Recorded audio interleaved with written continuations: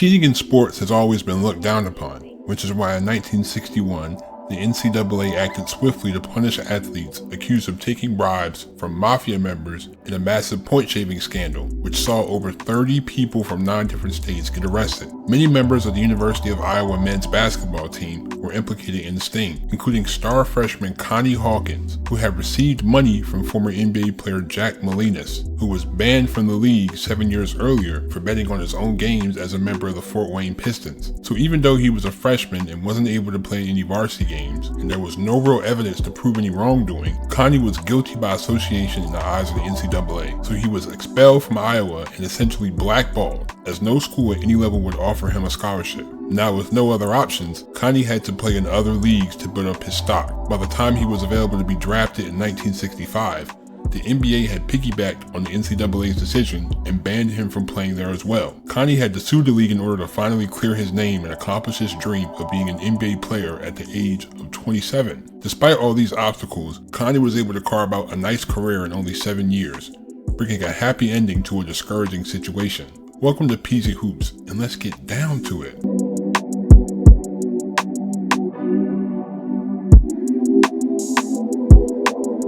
Cornelius, or Connie Hawkins, was born on July 17, 1942 in Brooklyn, New York. His poor upbringing in Bed-Stuy led him to the basketball court, but it wasn't until his junior year of high school until Connie realized his gift. He played for boys high school and the legendary coach Mickey Fisher, who mentored players such as Sahugo Green, the first pick of the 1956 NBA draft, and Hall of Famer Lenny Wilkens. Outside of school, Connie would make his name at the famed Rucker Park, playing against some of the best players in the world. Connie was All-City first team as a junior, and his team went undefeated, winning the PSAL title in 1959. His senior season saw him average 25 points a game, including a 60-point game, as his team went undefeated again and won another title. Hawkins had grown to 6'8" and played an athletic, above-the-rim style that was unusual for the time, so he had his pick of the top college basketball programs in the country, ultimately choosing the University of Iowa, which featured future NBA coaching legend Don Nelson. However, things would go downhill pretty quickly. In 1961, the NCAA was investigating a nationwide gambling ring that involved mafia members bribing players to throw games in a massive point-shaving scandal. Even though the scandal started in New York City, the NCAA probe had made it all the way to Iowa. Someone who was involved in the scheme had mentioned Connie's name in an interview. Word had gotten out that he had accepted a $200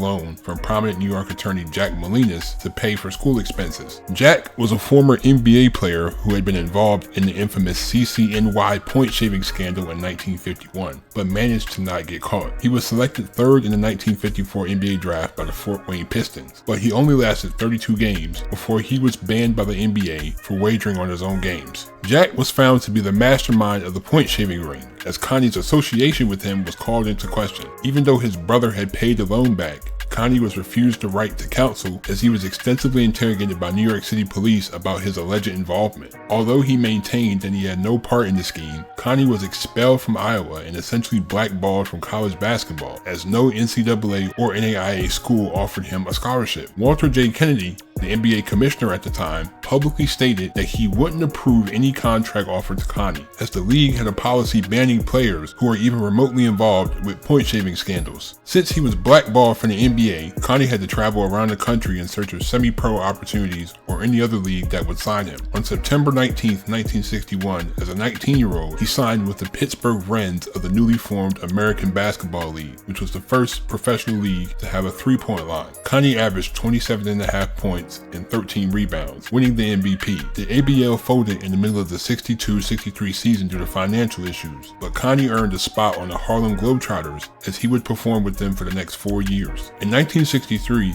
Jack Molinas was convicted for his role in the scheme and sentenced to 10 to 15 years, being paroled in 5. Jack would be murdered in his own backyard on August 3, 1975, as the police couldn't rule out a mob hit. While Connie was playing for the Globetrotters, he filed a $6 million lawsuit against the NBA, claiming the league had unfairly banned him and that there was no substantial evidence linking him to gambling. His lawyer suggested that he play in the new American Basketball Association as a way to show his talent on a national level and to supplement his income. Connie joined the Pittsburgh Pipers for the inaugural ABA season, putting his talent on full display. He played the center position, averaging 27 points, 13.5 rebounds, and 4.5 assists. becoming an All-Star and winning the MVP. The Pipers finished with a league-best 54-24 record, and they breezed through the first 2 rounds of the playoffs, as Connie averaged 29 points, 13 rebounds, and 6 assists in the first 2 rounds. The Pipers advanced to the 1968 ABA Finals, facing off against the New Orleans Buccaneers, led by Doug Moe. The series went to 7 games as Connie averaged 31 points and 11 rebounds for the series, including 20 points on 8 of 12 shooting, along with 13 rebounds and 9 assists in a Game 7 win, giving Connie his first and only championship. The Pipers moved to Minnesota for the 68-69 season, but Connie only played in 47 games as he suffered a serious knee injury. Even still, he averaged 30 points, 11 rebounds, and 4 assists, making the All-Star team, finishing second in MVP voting behind Indiana's Mel Daniels. Due to the absence of their star, the Pipers finished a pedestrian 36-42, but they still made the playoffs, facing off against Donnie Freeman and the Miami Floridians in the first round. The Pipers would lose by 9 in Game 7, as Connie and his All-Star teammate Chico Vaughn shot a combined 16 for 46 from the field. After the season, Connie now got in contact with Rosalind Littman, a lawyer who, along with her husband S. David Littman, filed an antitrust lawsuit against the NBA in 1966, arguing that the league and its owners had blacklisted Connie, as he wasn't allowed to sign with any team. The media would quickly pick up on this story, highlighting the flimsy grounds that the NBA had in banning Hawkins, also questioning the lack of credible evidence that supported his punishment. The NBA didn't want to suffer a defeat in court, possibly losing their ability to ban players who were actually gambling, so they settled after the 68-69 season, agreeing to a $1.3 million settlement and finally lifting the ban on Connie after 4 years. The 2 newest expansion franchises in the NBA, the Phoenix Suns and the Seattle Supersonics, had a coin toss for the rights to the now 27-year-old Hawkins. The Phoenix Suns would win the toss. The Suns had the worst record of the season last year at 16-66, getting 20 points a game each from the young backcourt of Gail Goodrich and Dick Van Arsdale, as well as double-digit scoring from 5 other players. Hawkins showed his versatility as he slid down to the small forward position for the Suns, as he had the perfect height, speed, and athleticism to compete. Connie had a slow start though, as he shot just 12 for 39 in his first 2 games, but in his 5th game, he recorded his first career triple-double in the loss to the Bulls, posting 22 points, 13 rebounds, and 10 assists. On the last day of his rookie season, Connie scored 44 points along with 20 rebounds and 8 assists in a win against the San Diego Rockets. Connie's rookie season ended with him averaging 24.5 points, 10.5 rebounds, and 4.5 assists, becoming an All-Star in a first-team All-NBA selection, finishing 5th in MVP voting. The Suns as a team, though, had one of the worst defenses in the league, but they had a top 3 offense, leading to a 39-43 record. Facing off against the Lakers in the semifinals, the Lakers still had their 3-headed monster of Jerry West, Wilt Chamberlain, and Elgin Baylor, but they were all on the tail end of their careers, so Phoenix was able to make it a competitive series. That was until Game 7, when the Suns lost by 35, as Wilt put up 30 points, 27 rebounds, and 6 assists. Connie averaged 26 points, 14 rebounds, and 6 assists in his first NBA playoff series. The next season, the Suns added Paul Silas, a promising forward who brought above-average defense and rebounding. Gail Goodrich was traded back to the Lakers for Mel Counts,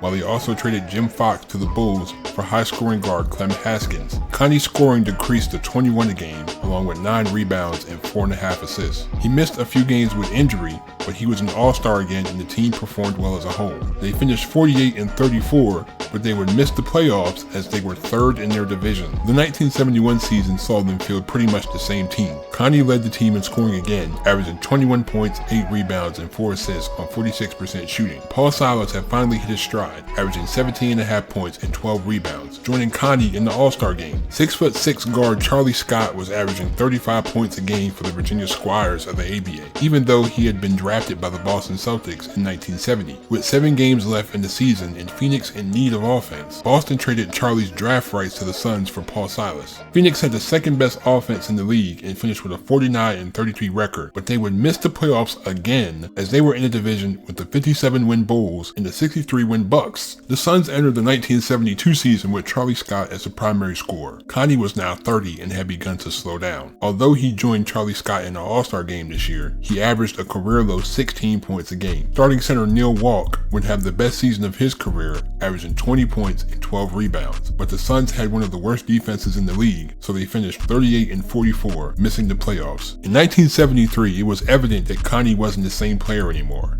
as his body had broken down. He was a starting small forward for the first 8 games of the season, averaging 11 points, but he would be benched in favor of rookie forward Mike Bannum. The Suns, in search of more offense, traded Connie to the Lakers for Keith Erickson in a second-round pick. However, this Lakers team was a lot different from the one Connie faced in the playoffs. There was no Wilt or Elgin Baylor, as they both have retired. Jerry West was 35 years old and nearing the end of his career, but the Lakers did have a nice front court with Elmore Smith, who would average a league-leading 5 blocks a game, and Happy Hairston, who were both walking double-doubles. Gail Goodrich was in his usual instant offense role as a consistent 20-point scorer. The Lakers needed a small forward, and Connie would be their guy. However, his scoring really didn't make a huge jump, averaging 13 points. The Lakers were still a good team though, as they had the 3rd best offense in the league, as well as the highest pace, finishing 47-35, earning a semifinal matchup against the Milwaukee Bucks, who featured the high-scoring Bob Dandridge, a 35-year-old Oscar Robertson, and Kareem Abdul-Jabbar, the best center in the NBA. Connie's second playoff appearance would be nothing like his first. Even though he started every game in the series, he averaged a modest 11 points and 8 rebounds on 35% shooting.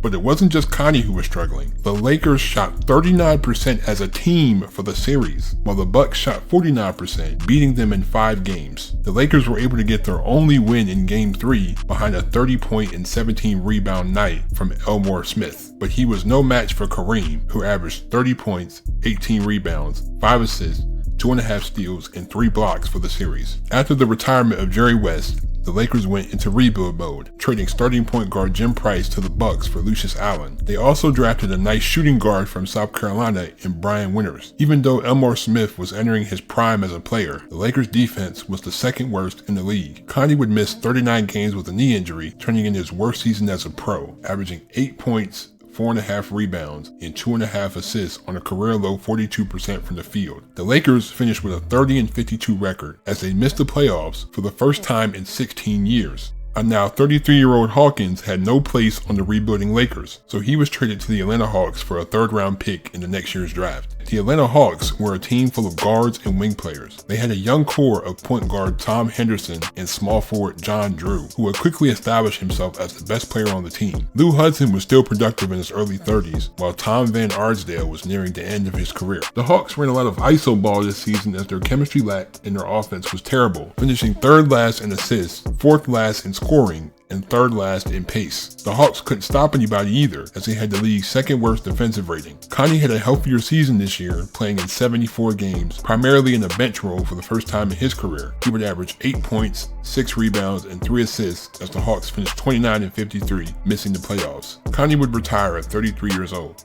For his 7-year NBA career, Connie averaged 16.5 points, 8 rebounds, and 4 assists on 47% shooting. He would be a 4-time NBA All-Star with a first-team All-NBA selection. He would also be an MVP in the ABA and the ABL, a 2-time All-ABA team selection, a 2-time ABA All-Star, an ABA champion, and a member of the ABA All-Time team. In 1992, Connie was enshrined in the Hall of Fame, and he would move to Phoenix, Arizona, working in community relations with the Suns until his passing on October 6, 2017, at the age of 75. Connie Hawkins was destined to be one of the best players in NBA history, but an unfair decision by the NCAA threw a wrench in those plans, as the NBA blackballed him, firmly shutting the door on an NBA career for the time being. Due to these obstacles, he had to take several unconventional paths to keep his dream alive until the right situation connected him with the people that would fight on his behalf. He was able to come into the NBA as an older player coming off a knee surgery and still show glimpses of his dominance. Who knows what a prime Connie Hawkins would have done in the NBA? Many say that Connie Hawkins was cheated, and while that's true, that part of the story really showed his mental fortitude as he was able to stay the course and be ready when his opportunity came. Thank you for watching. I really appreciate you guys for checking out my content, man. I really appreciate all the support you guys have been giving on my videos. Thank you. I really appreciate all you guys. Leave a like, hit that subscribe button if you're new to the channel. Turn on my post notifications. But you have a great day. I'm out. Peace.